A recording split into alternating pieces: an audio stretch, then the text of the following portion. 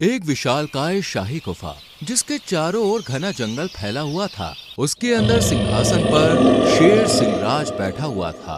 पास में उसकी खास सलाहकार एक काली चिड़िया ब्लैक बर्ड भी मौजूद थी। जंगल के कई जानवर दरबार में खड़े थे, लेकिन सभी डरे हुए लग रहे थे। तभी रानू चिड़िया और मीनू मौसी आगे बढ़ते हुए बोली, महाराज, जंगल के सभी प्राणी आपके शासन से खुश नहीं हैं। आप कभी उनकी परेशानियों को नहीं सुनते। एक राजा को अपनी प्रजा की देखभाल करनी चाहिए।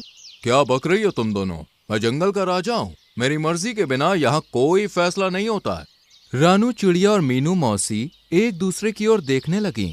मीनू मौसी ने हिम्मत जुटाकर बोलना चाहा, लेकिन तभी ब्लैक बर्ड बीच में बोल पड़ी। महाराज, ये छोटी चिड़िया आपको भड़काने की कोशिश कर रही है। जंगल में सब कुछ ठीक चल रहा है। आपको इनकी बातों पर ध्यान देने की जरूरत नहीं। शेर की आंखों में घमंड छलक रहा था। हाँ, ठीक कह रही हो ब्लैक बर्ड। जंगल में सब कुछ मेरे हिसाब से ही चलेगा।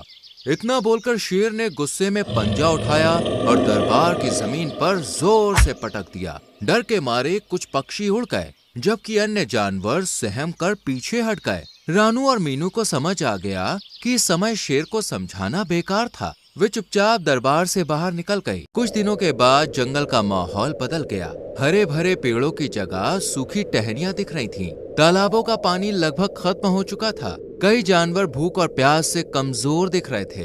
दूर एक हिरन बेसुध होकर गिर पड़ा था और कुछ पक्षी व्याकुल होकर इधर उधर उड़ रहे थे। रानू चिड़िया और मीनू मौसी एक सूखी टहनी पर बैठी थीं। वे चिंतित नजर आ रही थीं। रानू, ये सूखा तो बहुत ही खतरनाक है। अगर जल्दी कुछ नहीं किया गया तो जंगल के जानवर ऐसे ही मरते जाएंगे। हाँ, हमें अब कुछ करना ही होगा। अगर राजा अपनी प्रजा की चिंता नहीं कर रहा तो हमें खुद ही हल निकालना होगा। मुझे लगता है कि हमें जंगल के प्राणियों के साथ मिलकर इस समस्या से बचने का समाधान खोजना चाहिए। तुम बिल्कुल सही कह रही हो मीनू मौसी। चलो जंगल के प्राणियों और पक्षियों को एक स्थान पर एकत्रित करते हैं। हम सबको मिलजुल कर ही इस समस्या का समाधान करना होगा। इतना कहकर वो दोनों उड़ गईं। कुछ देर के बाद जंगल के छिपे हुए कोने में, जहाँ बड़े बड़े पेड़ झुके हुए थे, बीच में कुछ बड़े पत्थर रखे थे। वहाँ पर हाथी दादा, भालू, कबूतर, चील और चीता वहाँ उपस्थित थे।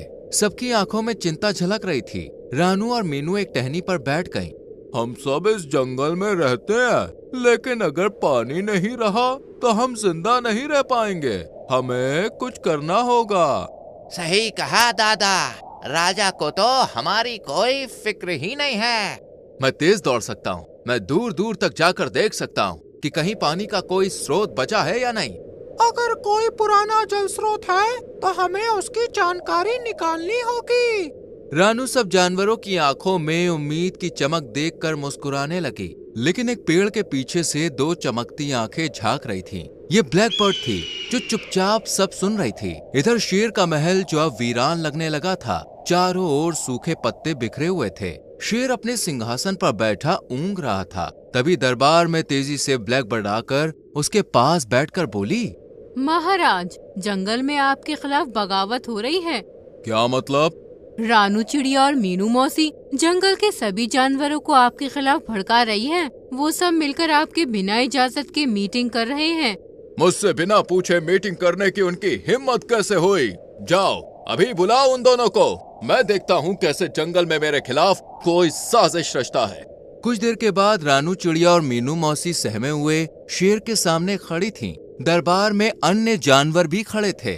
तुमने मेरी अनुमति के बिना जंगल में मीटिंग क्यों रखी? महाराज, हम जंगल की भलाई के लिए कर रहे थे। सूखा पड़ रहा है, तालाब सूख रहे हैं और जानवर प्यास से तड़प रहे हैं। हमें कोई समाधान निकालना होगा। तुम दोनों खुद को बहुत होशियार समझती हो, लेकिन इस जंगल का राजा मैं हूँ। तुम्हें मेरी इजाजत के बिना कोई फैसला लेने का हक नहीं है। तुमने जिन जानवरों के साथ मीटिंग की, उन्हें लेकर जंगल से दफा हो जाओ। आइंदा यहाँ मत आना। महाराज, हमें एकता में शक्ति का महत्व समझना चाहिए। हम सब मिलकर इस संकट का हल निकाल सकते हैं। बस बहुत हो गया, अब जाओ यहाँ से। रानू और मीनू दुखी मन से दरबार से बाहर निकल गईं। कुछ देर के बाद रानू चिड़िया, मीनू मौसी और कुछ जानवर जंगल के कोने में इकट्ठा थे। उनके चेहरे पर चिंता थी। कबूतर ने गहरी सोच में डूबे हुए आसमान की ओर देखकर बोला, मुझे याद है, बहुत साल पहले जंगल के एक पुराने हिस्से में झरना था जो कभी नहीं सूखता था। शायद हमें वहाँ जाना चाहिए। अगर ऐसा है तो हमें देर नहीं करनी चाहिए। हमें तुरंत ही वहाँ पे जाना चाहिए। सभी जानवरों ने एक दूसरे की ओर देखकर और सहमति में सर हिलाते हुए झरने की खोज में निकल पड़े। जंगल का रास्ता मुश्किल था।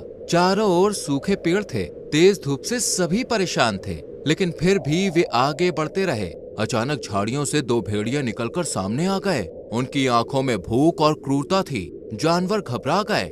हमें इनसे निपटना होगा, नहीं तो हम आगे नहीं बढ़ पाएंगे। तुम्हें यहाँ से जाना होगा, वरना अच्छा नहीं होगा।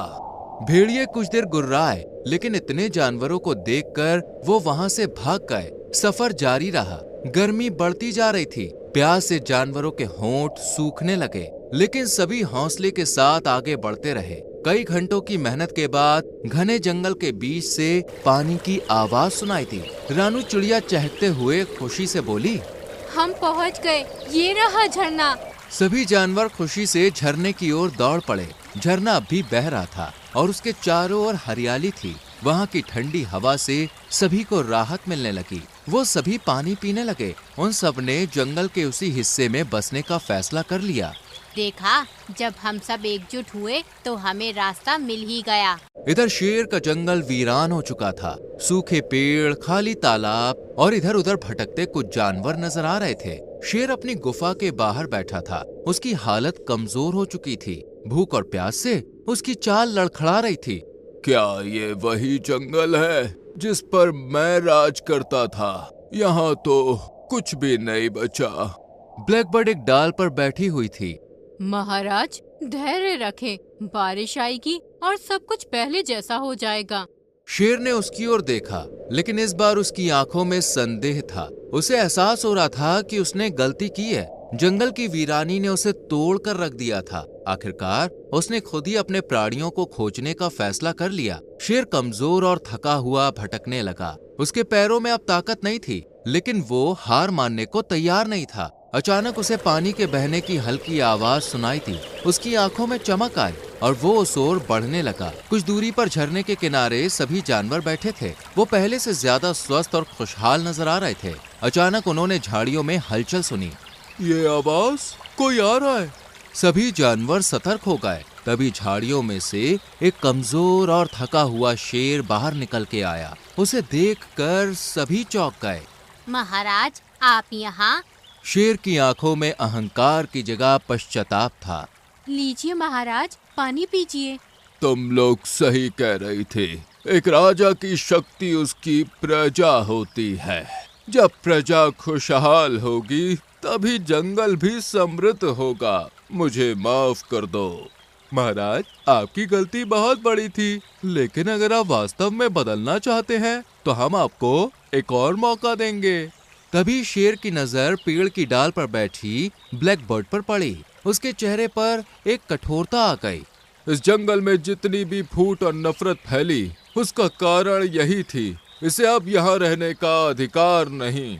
ब्लैकबर्ड घबराकर फड़फड़ाने लगी, लेकिन शेर की दहाड़ सुनकर वो तुरंत वहाँ से उड़ गई और फिर कभी लौट के नहीं आई। कुछ ही दिनों में जंगल फिर से बसने लगा। अचानक एक सुबह काले बादल छा गए और तेज बारिश होने लगी। सूखे पेड़ फिर से हरे भरे हो गए। तालाबों में पानी भर गया और पूरी प्रकृति जीवंत हो उठी। सभी जानवर खुशी से झूम उठे।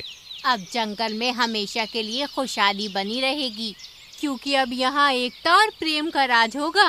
रानू चिड़िया ने सही कहा था। एकता में शक्ति होती है। एक अच्छा राजा वही होता है जो अपनी प्रजा का सम्मान करता है और उनकी भलाई के लिए काम करता है। अहंकार और स्वार्थ से कुछ नहीं मिलता, लेकिन प्रेम और सहयोग से जीवन संवर सकता है। तो दोस्तों, कैसी लगी आपको हमारी ये कहानी? अगर कहानी अच्छी लगी हो तो वीडियो को लाइक कीजिएगा, चैनल को सब्सक्राइब कीजिएगा और हाँ,